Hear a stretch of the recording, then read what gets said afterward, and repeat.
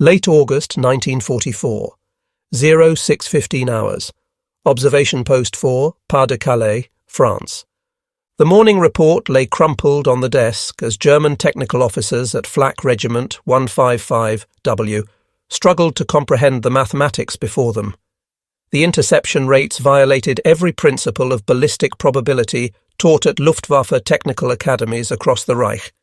82% destroyed. This cannot be accurate. Through field telescopes, German observers had witnessed something that contradicted everything their intelligence services assured them about Allied anti-aircraft capabilities.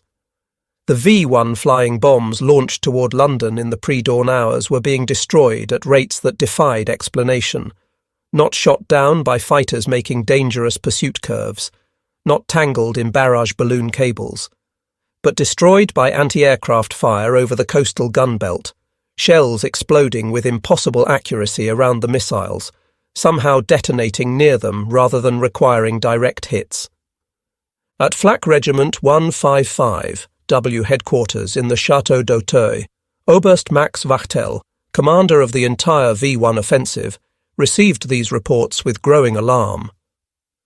Over the course of the German V-1 campaign, the proportion of flying bombs destroyed by the coastal gun belt had risen from 17% in June to 74% by late August, reaching 82% during one extraordinary day in that final week of August 1944, marking the beginning of the most profound technological shock the Wehrmacht's weapons scientists would experience in the war.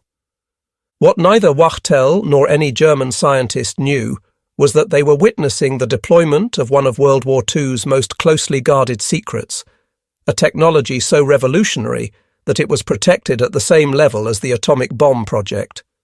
The proximity fuse, or VT, variable time fuse as the Allies coded it, was systematically destroying Hitler's terror weapon with a precision that German physics said shouldn't exist. The story began 10 weeks earlier, on June 13, 1944, exactly 1 week after D-Day. In response to the Allied invasion of Normandy, Hitler had unleashed his long-promised Vergeltungswaffe, vengeance weapon, against London. At 4:25 a.m. on June 13th, the first V-1 fell on London, landing in Grove Road in Bow, destroying a railway bridge and nearby homes. 6 people were killed, 30 injured, and 200 made homeless.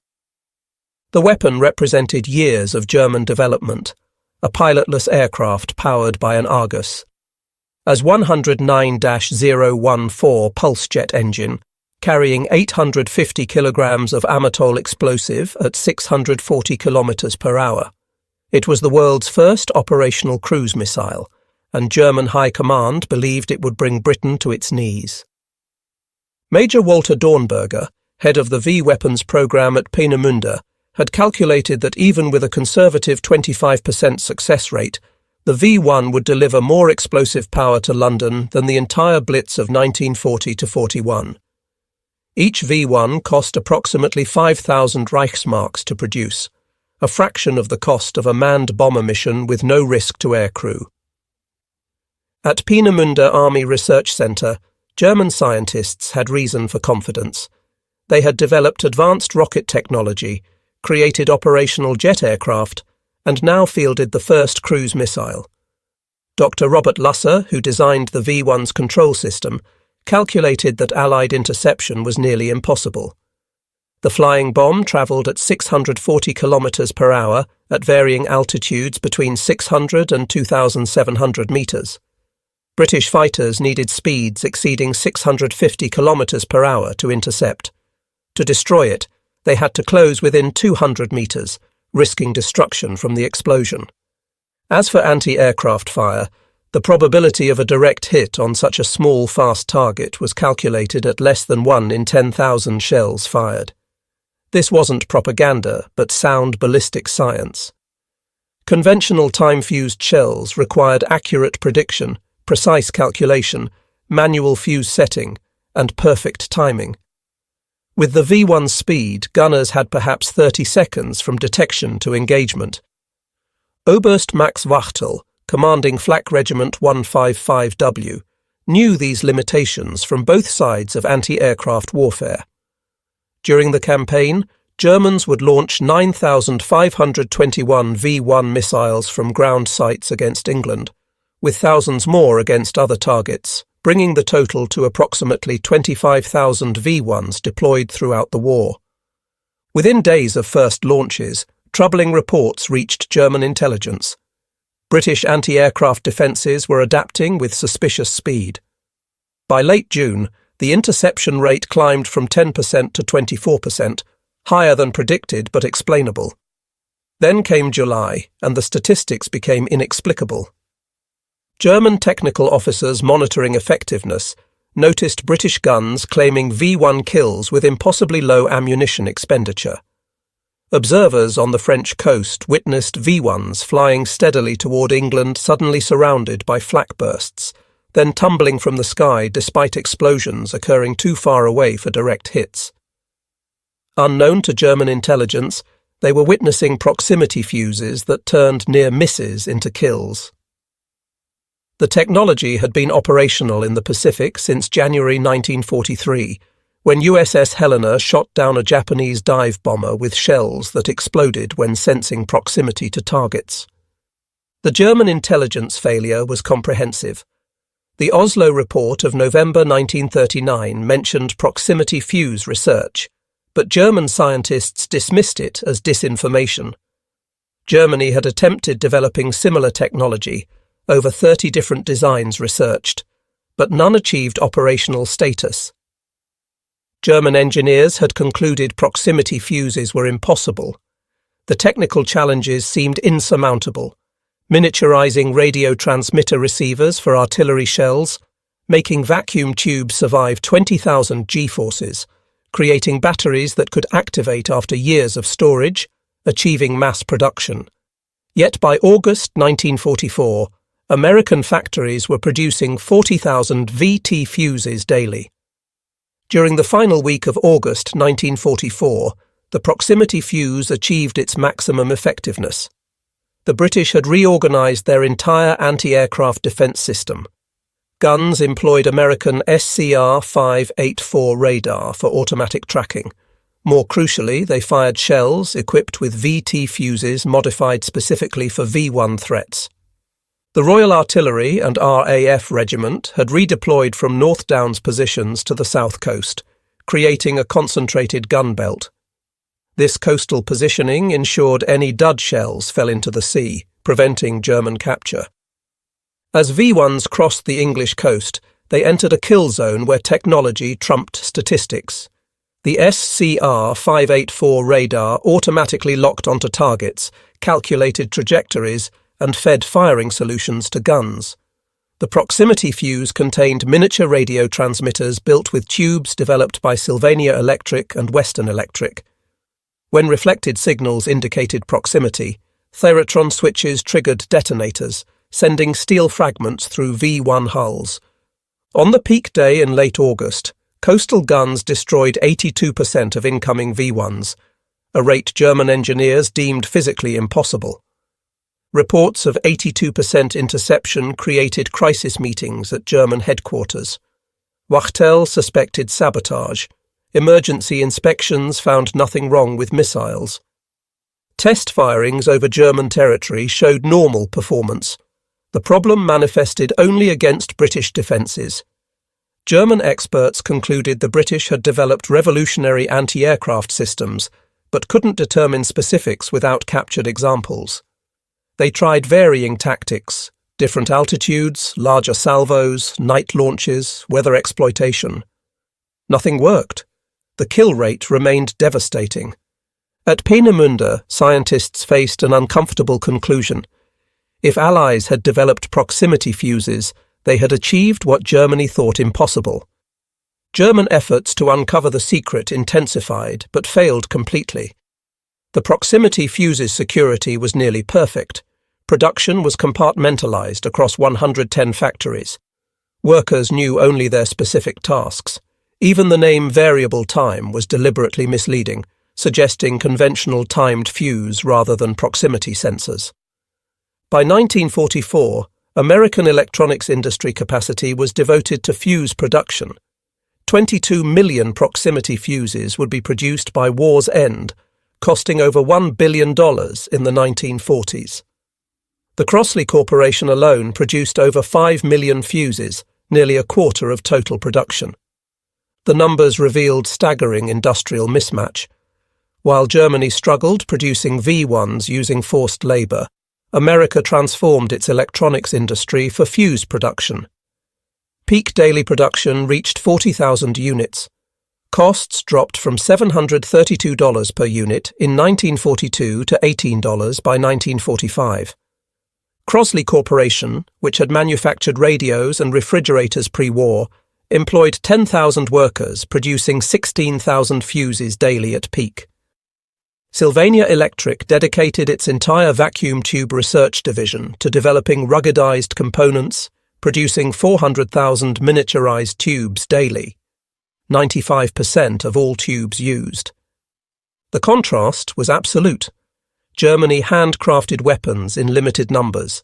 America mass-produced revolutionary technology at unprecedented scale.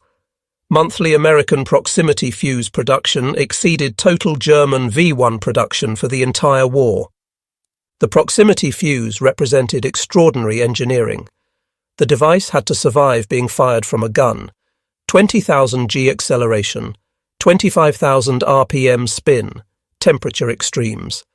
Sylvania developed miniature vacuum tubes based on hearing aid designs, but reinforced to survive these forces. Batteries remained dormant for years, yet activated instantly when needed. The fuse contained a miniature radio that transmitted signals continuously. When reflections indicated proximity to large objects, circuits triggered detonation. This seemingly simple concept required solving problems German engineers considered impossible. Quality control was unprecedented. Every fuse underwent multiple tests. Random samples were actually fired in test guns. Rejection rates below 2% demonstrated remarkable manufacturing precision at massive scale. By September 1944, the V-1 offensive was effectively neutralized.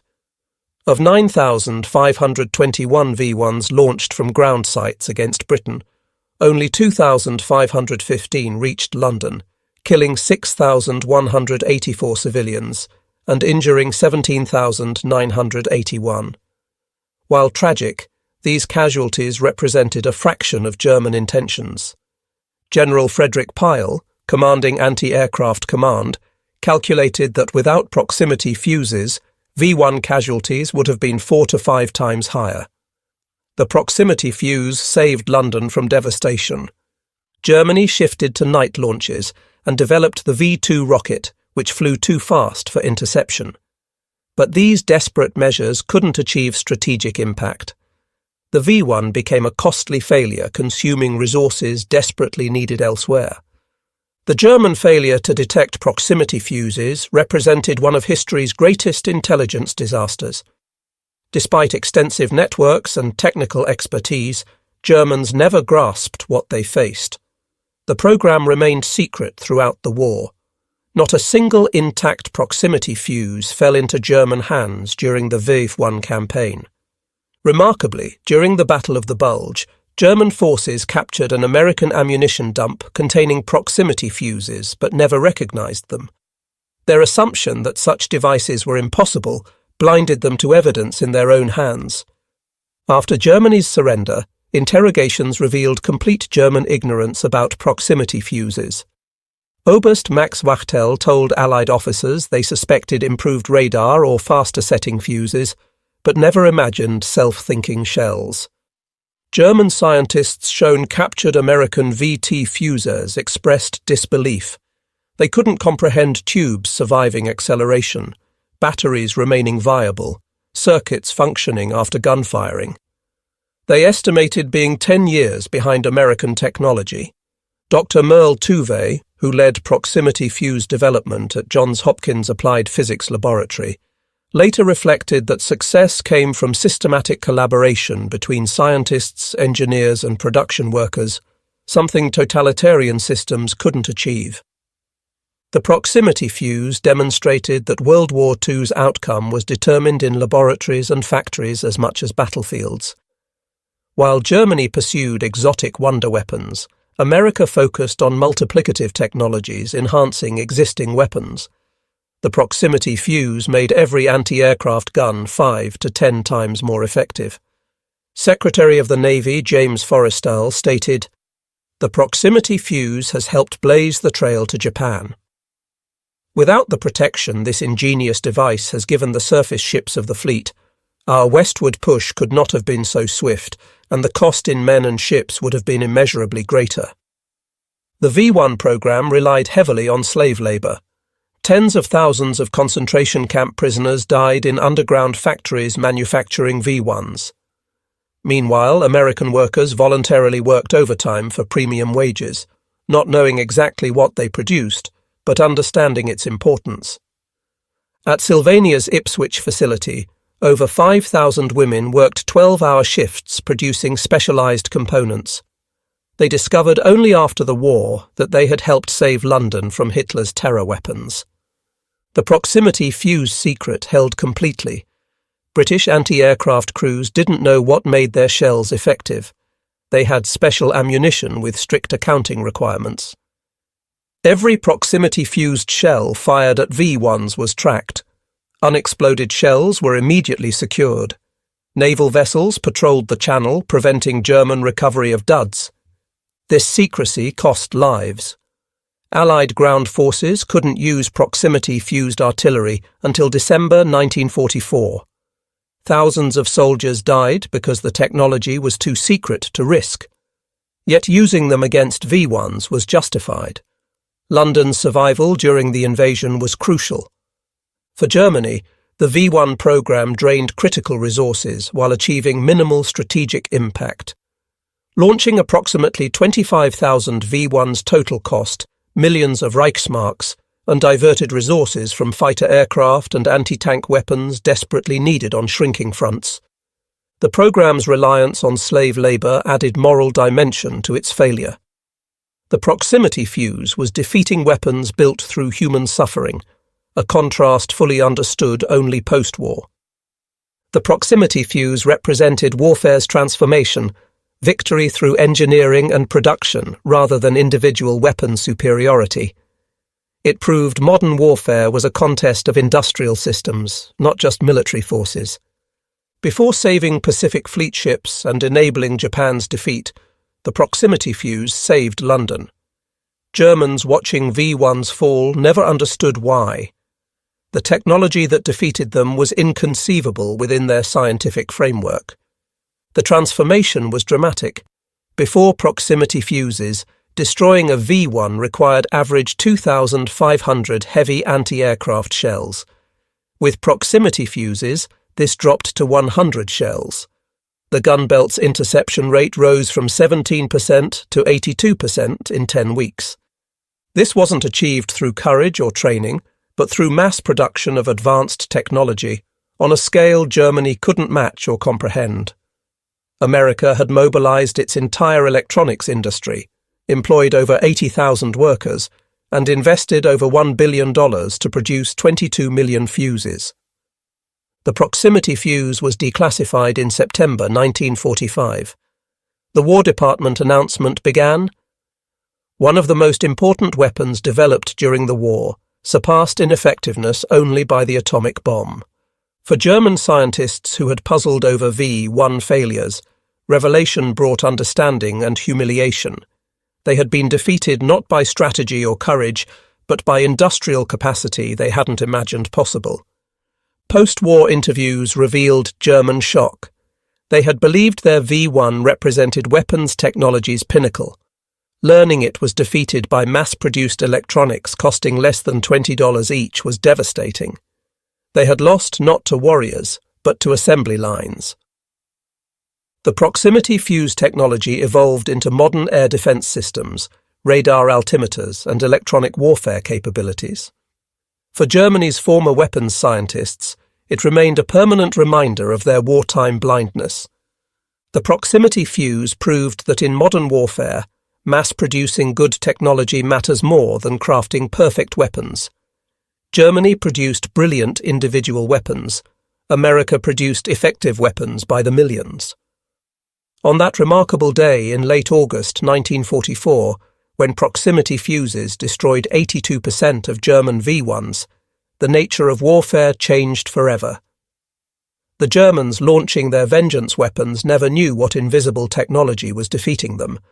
They had done everything right by their understanding, developed advanced weapons, trained elite crews, achieved breakthroughs. Yet they were defeated by mass-produced electronics they couldn't imagine. The proximity fuse saved London through thousands of small explosions, each guided by technology German science deemed impossible. It was industrial democracy's triumph over totalitarian engineering, mass production over crafted perfection, multiplied simple solutions over complex wonder weapons. The Germans never discovered what hit their V-1s as they fell burning from the sky, defeated by a secret they couldn't conceive, and an industrial might they couldn't match. The proximity fuse had turned Hitler's vengeance weapon into London's salvation, and the Germans never understood how or why until long after it mattered. In the end, America's greatest victory wasn't on battlefields, but in factories where millions of workers, many of them women who didn't know what they were making, produced the tiny electronic devices that saved a city and transformed warfare forever.